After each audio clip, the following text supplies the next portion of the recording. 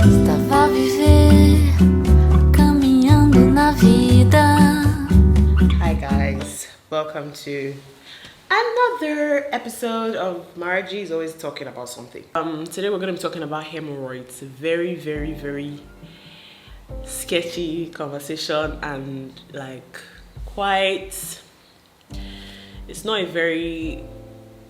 You get what I'm saying, right? Yeah, you should. Why should I be the one talking about hemorrhoids, you might ask? Well, I used to have hemorrhoids, and I had it for about 10 years. And I have had hemorrhoidectomy, which basically means that I have removed my piles surgically. So yeah, I'm hemorrhoids free. I've been hemorrhoids free now for about 2 years. So basically, to my knowledge, they are swollen veins. There are veins in your rectum that have come out, in your anus that have come outside because of force or tension or what have you. I have a dysfunctional digestive system. Like my body just does not like to digest food. And so it's quite hereditary. Like my dad passed it down to me and my sister. So we both have digestive issues. My sister never had piles though, but I guess mine was just bad because I like to eat junk. My sister doesn't eat junk. I eat junk. I eat a lot of pizza. I eat a lot of ice cream, and these things can, attribute to the fact that you're not going to go to the toilet well, because sugar does not help your gut at all. It makes your bad bacteria in your gut more than your good bacteria. So eating and consuming a lot of sugar will not help your digestive system. Eating a lot of bread will not help your digestive system. Eating a lot of refined carbs will not help your digestive. And those were my favorite foods. So that really messed me up. So around SS2, that was like 2011, 2010 now. I don't know how people remember the years they were in school, but that was when I noticed that I had piles. And I came to my mom. It was I was cleaning my bum after taking a shit, and then I wiped, and then I was feeling some things like some lumps. I'm like, I went to my mom in the sitting room. I'm like, Mommy, can you see something in my bum? And then I bent down and I showed her, and she cried. I remember it was in the evening that day. And she cried so much because she didn't understand what that was. That was like, I think, her first time seeing that. And she was like, what's going on? What's this? Wait to be this one? Wait to be all this? And she was just really, panicking. And she did her research. She went to some hospitals. They gave her anusol. I was inserting the anusol, then, but I was not very consistent because I didn't care. That's just the truth. Like, I was young. I didn't care what was in my anus. Like, I just wanted to live my life. I couldn't be bothered about applying anusol or putting some medicine in my anus every other day. Like, it was just not my cup of tea. And because I kept on eating like my bad diet and my bad eating and constantly eating bread and butter every day, my constipation was always really bad. Like, I was always very constipated, and that made my hemorrhoids worse. Like, it worsened it over time. And yeah, that's how I had hemorrhoids for 10 years. And even when I finally discovered that, this was after uni now, I finally learned how to eat better. I finally learned how to, eat so that I don't get constipated. At this point, it was already too bad. Like, my hemorrhoids were already too big and too much for it to have any effects on, like, whether it gets better or not.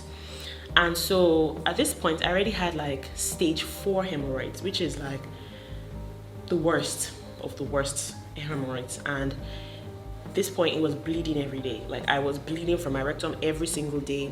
The veins were being like busted and open, and they were bleeding. Every time I sit down, it was a sharp pain because those wounds in my anus were causing me to feel like I had been wounded. It was just really, really bad. Like, my life was just a mess. Like, I just knew that I had to get surgery done. So I went to a hospital. They checked my anus, saw how much hemorrhoids I had. At first, the doctor was like, oh, you have stage 3, hemorrhoids. It's bad, but, it's not that serious. But when I finally got the surgery done, after the doctor did the surgery, opened up my anus and whatever, you can check on YouTube to see what the surgical process is actually like. Like, you can actually just type hemorrhoidectomy on YouTube, and it will show you what the surgical process is like in case you want to see what they actually do. So apparently they open up the anus and they start like cutting up the individual piles, and then they stitch it back. So when they opened mine, they saw that I had even way more hemorrhoids than they thought. So I had stage 4, but because the only ones he saw that were outside, he thought they were stage 3, but apparently I had like stage 4 hemorrhoids. Anyways, eventually I got better, and here I am today, 2 years without hemorrhoids. And I can tell you for free, it's way better living without those things than it is living with them, because hemorrhoids literally put a stop on your life. Like, you can't even explain to people what you're feeling, because when you're in pain, it's like, what's wrong with you? But you can't really say, just like, I'm not feeling fine. But really, like, it's just that whole, how do I tell somebody that there is, pain in my anus? It's just uncomfortable to explain. And so it's a very, very annoying thing to go through, because you can't even share your pain with others. Popular ones are just, constipation, digestive issues, pregnancy in general. I'm currently in my 3rd trimester right now, and I can tell you for free that it generously impacts whether you have, hemorrhoids or not, because the baby is pushing down my bladder and my anus. So this force can make, me have like hemorrhoids, prolapse. I'm sorry, but I'm just doing like little things here and there to make sure that I am not constipated. I'm constantly taking juice, as you can see, so that I do not have to force myself in the toilet or anything. When you're pushing in the labor room, this can also have an effect. Whether most people, when they give birth, they'll usually have hemorrhoids. Usually that's the case, because of that force you have to, like, pull just to have baby come outside. So usually most pregnant women after labor have hemorrhoids, but this is a very manageable hemorrhoids. It's not a hemorrhoids that would kill or cause you any harm or pain. So those are like the more popular reasons why people would have hemorrhoids. So what are the different stages of hemorrhoids? So there are apparently 4 stages, if I remember correctly. There's a stage 1 hemorrhoid, and that basically is like maybe the after labor hemorrhoids, the one where it's just fresh, or when I discovered I had hemorrhoids, maybe just 1 or 2 protrusions in my anus. Those are the stage 1 hemorrhoids. There's a stage 2 hemorrhoids where you now have inner hemorrhoids and outer hemorrhoids.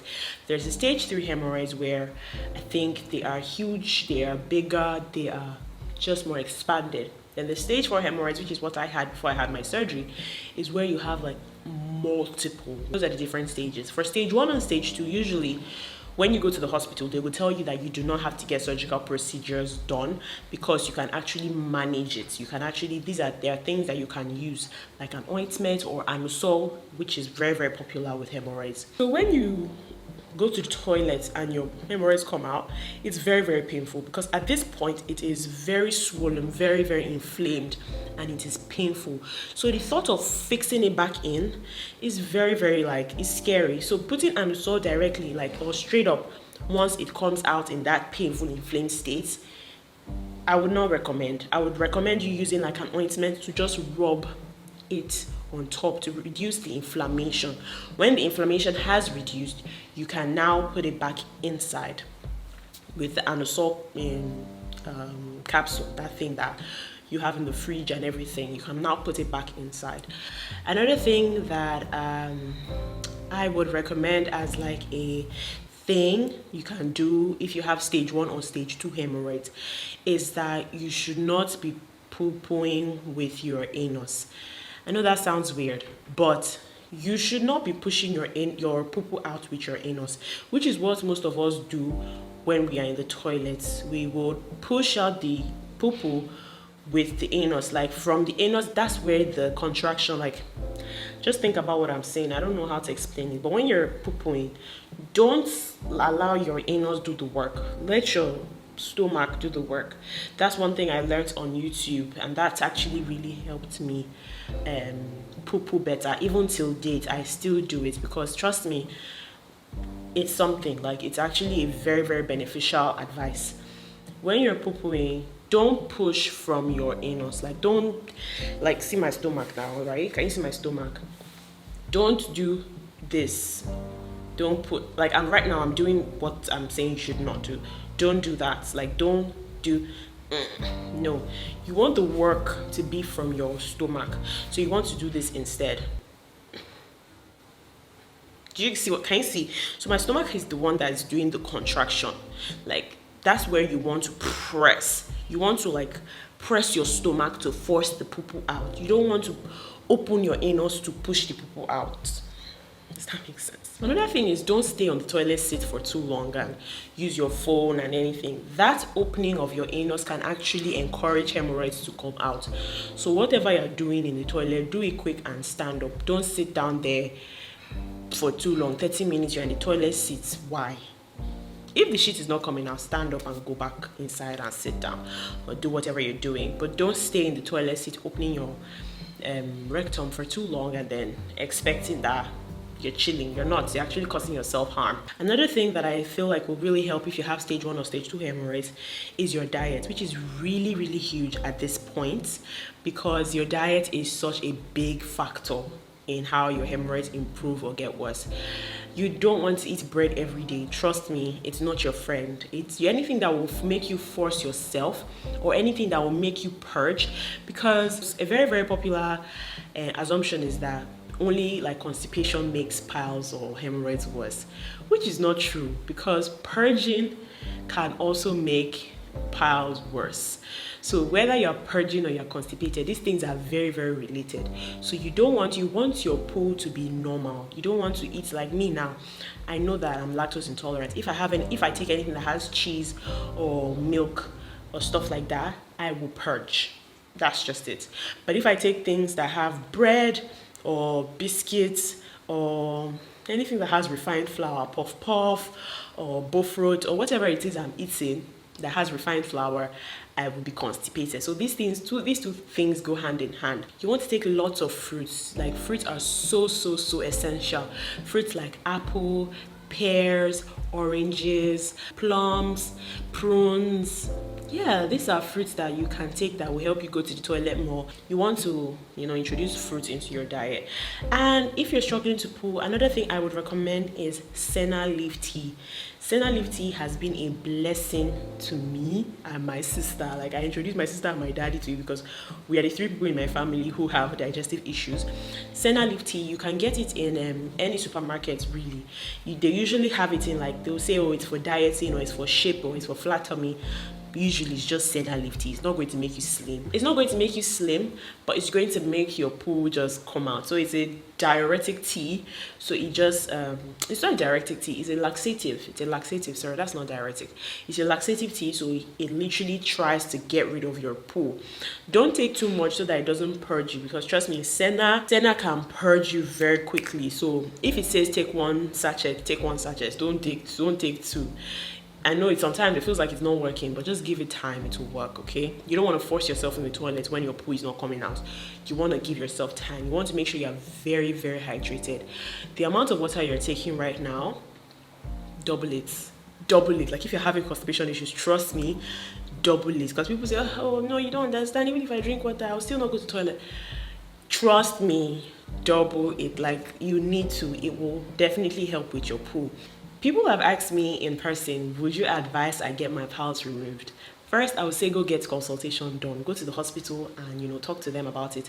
Let them see your piles, see how bad it is. If it is not very bad, then I will advise you just, do these steps to actually help, because actually those things can actually go back in with proper care. So if you have stage 1 or stage 2, it can actually go back inside. But if you have stage 3 or stage 4, according to your doctor, you don't want to self-diagnose because you could be wrong. If you have stage 3 or stage 4, then I would say yes, get the surgery done. It's not the easiest recovery process with hemorrhoidectomy. It is one of the worst, apparently. I have heard that it's one of the worst surgeries to recover from. It is horrible, okay? While saying it is horrible, I will still advise, because trust me, constantly living with that pain can really deteriorate your life. It's the truth. Like, anybody who has really bad hemorrhoids or piles can tell you that partially, like, their life has been cut in half because they're constantly taking care of piles whilst trying to live a good life. It's very stressful. So I would advise anybody who has stage 3 or stage 4 hemorrhoids to get the surgery done. So what is it like? What should you expect from what should you expect from the surgery, basically. So I went into the hospital, I think the day before the surgery. I went in, and then yeah, I laid in my bed. They told me not to eat anything, prior to the surgery. And then, yeah, so I stopped eating. I think they said I should stop eating by 7 p.m. So I stopped eating by 7 p.m. Then I was just drinking water till the next morning. And then in the morning, I think about like 7 a.m., they came and they told me, oh, I should make sure I have shaved down there, make sure everything is clean. So I did that, and then they called me out, and then I got some injection. So they gave me some injection somewhere in my hand to prepare me for whatever they're going to put in my body during the surgery. And then I went to I got naked, I changed into the hospital gown thing. I just tied it at my back, went into the surgery room. It was a very white room, I remember. It looked like it was some kitchen. I don't even know why it looked so freaking white. It had white towels everywhere and whatnot. And I was just so terrified because I'm like, this looks way more serious than I imagined. But yeah, we got into the surgery room. I lay down on the bed. They told me to hang my legs up on something like I was about to have a baby. I hung my legs up, and then it was time. They inserted something in my nose or something. I don't even remember how it went. They inserted something, and then they put something in my nose, and they told me to count from 1 to 10. All I remembered was counting from 1 to 5, and that was it. I couldn't remember anything. I think that was anesthesia working, so I didn't remember anything, and that was the end of it. So yeah, it's a 1-hour surgery, by the way. It's a very quick surgery. Apparently it's about 45 minutes to 1 hour surgery. So after like 45 minutes, 50 minutes, I was done. Came out, my mommy filmed it. I'll see if I can find the video of the footage of where my mom filmed it. And then yeah, I got back to my room. I was still very sleepy. I wasn't awake yet, so I was still sleeping. Got back to my room, and then I woke up. I woke up to the worst pain I have ever felt in my life.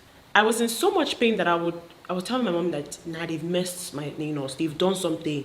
Like, trust me, I know for a fact that this cannot be right, that something has been done. My mom called the doctor. She said, mom was like, she's complaining that the pain is too much. What's going on? I was crying. You guys, I was in pain. They were like, oh, that is how it is. So yeah, it will get better. She should not worry. That is how it is. You are lying. You can't be serious. Eh? No, you guys. I went straight to YouTube. I told my mom to give my phone. You guys, I couldn't even move from left to right. Like I was on the bed like a corpse. I'm not even kidding. I was literally holding my phone because if I move, I just remembered as I was just crying like this on my bed, like I was weeping, checking on this thing, hemorrhoidectomy and recovery process. Guys, I was thinking because I was in Nigeria, yeah, and I did the surgery, so probably Nigerians have done some quack work on my body. I opened Oyibo people also talking about hemorrhoidectomy recovery process, same thing. There's a lady that I watch, I remember her. She said she has had 3 kids. 2 kids via C-section and 1 kid via vaginal delivery. And she's like, she has never felt so much pain in her existence from hemorrhoidectomy. Like, CS is a joke. Labor is a joke next to hemorrhoidectomy recovery. Like, I was like, it's a lie. And what even made it worse was the fear that I am going to go to the toilet soon. I'm going to use that same anus that has been stitched multiple times. I'm going to use that same anus to poo. I was afraid. I was scared. I remember when I started feeling the urge to go to the toilet, I started telling my mom that I want to poo. She's like, hey, go. She carried me by the hand. I, walked to my best of my ability. Got to the toilet. I'm like, nah, I can't. You guys, we did this for like 7 times. I'm not even exaggerating. Like, I'll feel the urge, go there, cry in the toilet, tell her I can't. The doctors will come, have you finally gone to the toilet? I'm like, no, I can't. Like, why? She won't make a book cataract for your nyash. You have to shit, oh. Force yourself and poo that poo. As if you know poo, you don't go house. How can you all be heartless? Like, I am in pain. Do you know what pain I am currently going through? Have you done this surgery before? Do you know what it's like to be me? I would cry all the time because the doctors were not even empathizing with me. They were just like, say, please, you have to poo-poo. If you don't poo-poo this thing by tomorrow. Finally, I watched a video on YouTube where it talked about using your stomach to poo, like I already said before, instead of your anus. That was what helped me, you guys. I didn't sit on the toilet because keep in mind, you will not be able to sit down for a long time. I finally sat down after my surgery, like 2 weeks later. That was like my first time sitting down. Sitting down would be very impossible, like it was hard. Even when my mom drove us back to the house, I lay down on the chair. I couldn't sit down, it was just so difficult. So I didn't sit on the toilet seat, I stood. Wherever the shit went, it went. I didn't care. The shit could fall on the floor and the top. It didn't matter. I just had to shit that shit. It was so painful. Kai. So I stood up. I just bent like maybe 45 degrees. And then I pushed from my stomach. And then the shit came out. If you see my mommy shouted, praise the Lord. You would think I had like twins. My recovery process was actually very fast, because I recovered in about 2 weeks. Because when you start sitting down, basically you are well recovered. So I went back to the hospital like a week later. He checked my anus. He's like, oh wow, everything is well, that's nicely healed. Everything looks good. And yeah, he was really impressed with how I recovered very quickly. I think about 3 weeks or so, I started walking normally. I think in 3 weeks, I started eating normal food. Keep in mind, from the time you have the surgery all the way to about 3 to 4 weeks, you cannot eat anything solid. You should still keep eating soup. So I kept eating this soup, what's it called? Vegetable soup and echo. That was what I was eating all the time. Vegetable soup and echo, or I'll eat watermelon, or I'll take fruit, or I'll eat pawpaw. Like that was just my diet. I wasn't eating like rice or nothing like that. And here I am 2 years later. I am so grateful that I did that surgery. Even if every time I recount it to somebody, it's like a horror story. Like I always scare people. I always scare people away from doing it because I'm so like, my imagery is so strong. So, but yeah, I would still advise people to do it regardless, even though I scare people a lot. But I'm just trying to be honest. Like I don't want you to go in there and say, wow, is this the marriage did not even like say a quarter of the pain. So I'm just trying my best to be very honest, because I want you to know what you're going in for. And yeah, so the hospital I went to was a hospital in Vulcanizer. I will reply you if you really want to know the name of the hospital. I will not recommend the hospital, not because they are not good. I mean, I'm okay right now. The surgery was a success, but I just did not like the fact that the doctors were not empathetic enough. In my opinion, it just made my life very miserable, because having doctors constantly come in and pressure me and threaten me just made me feel like I wanted to be out of here as soon as possible. Like it made me feel like nobody understood what I was truly going through. So I wouldn't recommend the hospital. But if you really want to know what hospital I had it in, you can just comment down below and I'll reply. But yeah, the surgery at the time I did it was I got married in 2021. So it was 2021, paid about 250K. I'm not very certain. I'll ask my mom. She's the one that remembers these things. But I paid about that price for the surgery. It's a moderately like cheap hospital. It's not very cheap, but considering if I did it in like on the island or Lekki or VI, it probably have been like up to $1 million or something. Yeah, if you have any more questions, please don't feel ashamed or shy to ask in the comment section. Trust me, a lot of people are going through way worse than you think. They are just smiling in the surface. Like if I hadn't told anybody that I went through this for 10 years, nobody would know. Like at that time I was at the prime of my career. Like I was posting every day, posting this, posting that, working on my content all by myself, filming and editing all by myself. So nobody would know. So if you think that, oh, everybody's okay, everybody's smiling, you are definitely wrong. You are so wrong. So do not feel ashamed to ask questions about, whatever it is you want to know. And yeah, share this video with friends or family who have it as well. And yeah, if you know more about it, because more people might have more experience about it, or if you are a medical practitioner, you have more advice, you can put your advice in the comment section as well, so that you can educate people more. If there's something I said that was wrong, you can educate people about it. So thank you so much for watching, and I'll see you in my next video. Estava a viver, caminhando na vida.